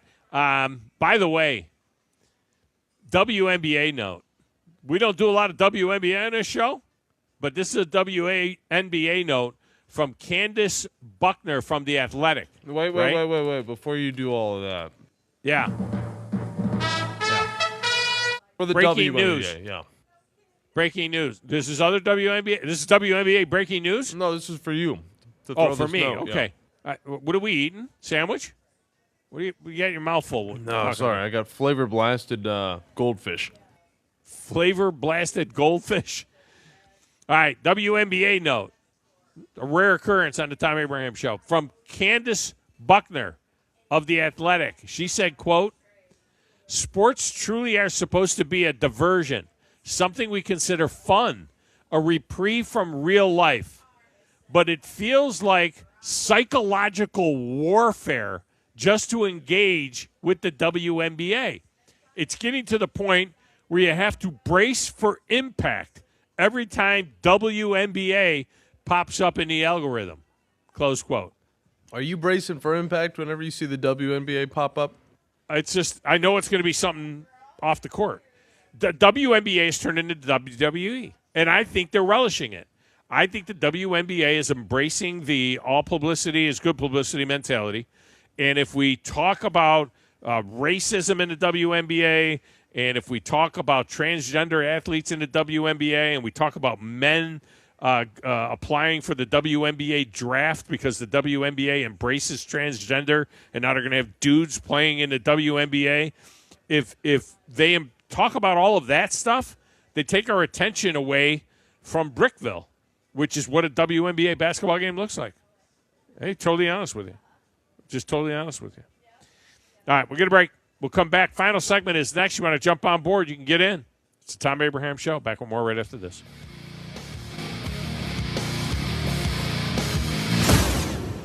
You're listening to the Thom Abraham Show on 97.7 ESPN The Zone. This is Jen with the Furniture Factory Bar and Grill. Y'all need to come join us. We have so many fun things every night of the week. From Monday night, steak night, Tuesday night, karaoke, Wednesday night, we have Singo Bingo, Thursday night is bike night. Of course, we've got live music on the weekends, so y'all come join us. Meridian Street Crossing, we've got Furniture Factory Bar and Grill. Come on next door to the Rocket City Honky Tonk, where we've got honky tonk music all night long. Y'all come join us. We'd love to see you. Make Baumhauer's Victory Grill your big game headquarters all of the 2026 season. You'll see why Baumhauer's has been voted best wings in Alabama and the #1 sports-themed restaurant in the state. With over 70-plus jumbo flat-screen TVs and state-of-the-art audio systems in each Baumhauer's, you'll be guaranteed a true stadium experience that'll make you feel like you're at the game. Baumhauer's also has a great new big game headquarters menu to help kick off the season, featuring several fan favorites at great prices. How about an ice-cold beer with those wings? Yingling and Yingling Flight pitchers are only $7.99, with pints going for only $2.99. You've got to experience Toyotathon at Bill Penny Toyota. They've got the selection with over 700 new Toyotas to choose from. And they've got the extras with Bill Penny perks and a 10-year unlimited warranty. So get on over to Bill Penny Toyota today and experience Toyotathon. Bill Penny Toyota in Huntsville and online at BillPennyToyota.com. Bill Penny's Toyota 10-year unlimited warranty is valid through the 10th year of ownership. Valid on new vehicles only. See dealer for details. No Wi-Fi? How are we going to stream the game? Mom, I have a research project due. How are we going to make dinner? Don't let power outages send your family into a meltdown. Get a Generac generator from Current Electrical. We keep your lights on and your Wi-Fi on. Visit gensuperstore.com or call 256-880-1880. Trust us, your family will thank you. Most current way to keep your power on. GeneracSuperstore.com. What does it mean to be a part of the Southeastern Conference? That you scheduled your wedding and even your child's birth around your school's game? Of course. But it means more than that. It means you're home to hundreds of Fulbright, Truman, Goldwater, and Rhodes Scholars. It means starting out as the birthplace of American public higher education, and now leading the way in unmanned spacecraft. This is the SEC. And here, it just means more. What does it mean to be a part of the Southeastern Conference? That there's an honest-to-goodness chandelier in your tailgate tent? Perhaps. But it means more than that. It means pioneering medical solutions to predict new flu viruses. It means leading globally diverse teams to eliminate starvation in developing countries. And it means being home to one of the nation's top cybersecurity programs. This is the SEC. And here, it just means more. AL cert number 21014. Welcome into the hottest and coolest game show around called The Freeze. Today's contestant, Bob. Bob, can you tell me the heating and air business that provides free service with repair? Is it Talent Heating and Air Conditioning? Can you tell me which heating and air business provides free second opinions? Talent Heating and Air Conditioning. You are our grand prize winner. You have won a visit from the #1 heating and air business in the Tennessee Valley. Talent Heating and Air Conditioning? That's right. Talent Heating and Air is coming to you. This is Thomas with Talent Heating and Air Conditioning, and you don't have to win a game show to use us.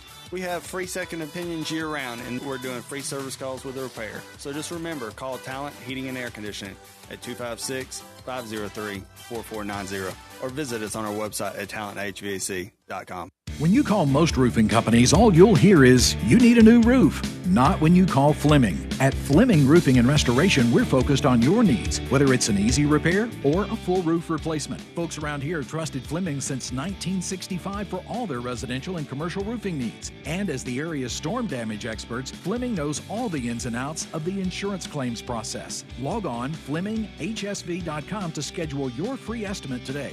Fleming Roofing and Restoration. We show up. 97.7 ESPN The Zone. This segment of the show is brought to you by the Docs at TOC. You know, I'm always talking about these people that I've known and trusted in the Tennessee Valley for over 20 years. Well, my buddy Thom Perkins and the Docs at TOC certainly fit that description. And when my own family has needed an orthopedic specialist, TOC was the only call to make. There is a reason why almost all the schools in the region use TOC, because they are trusted and they provide the kind of care people need. TOC is the orthopedic center. It's right there in the name, and they're right there when you need them.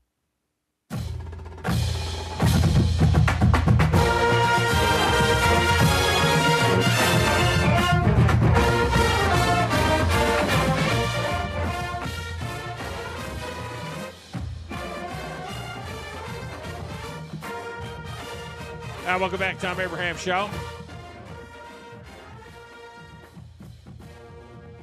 We got a line open for you. If you want to jump on board, you can do that. John, have you seen the picture of the new scoreboard at Illinois? I mean, it's not a huge stadium, right? It's not an SEC-style stadium. It's not like the Horseshoe or Michigan or Penn State in the 10. Have you seen this scoreboard? It is massive. It is by far. It's 17,315 square feet. Now, to put that into perspective, Auburn has a huge scoreboard. Auburn's is 10,690. This is 70% bigger than Auburn's. It is double the size of Purdue, Oregon, Michigan's, anybody else in the SEC. Wow. Double. No, that is a very wide and curved monitor. Big monitor at that. Now, is this Jeff from Tennessee or Tennessee Jeff? There's a difference there now. Guess we'll going to figure find out. We're going to find out in a second here. Man, I haven't heard from Tennessee Jeff in forever. Jeff, welcome to the show. How are you? I'm all right. I was going to say, Auburn's not going to need that big a board. They won't put that many points up. So what they want a big scoreboard for. They won't score enough. This is Jeff in the Borough. What they need it yeah. for. They're not going. They couldn't score against Kentucky last year, could they? They couldn't do it last year, so they couldn't do it. But what I was going to say, Tom, is I know football starting. I was going to say Kentucky volleyball next Friday. They'll be in Milwaukee. They're going to play Wisconsin.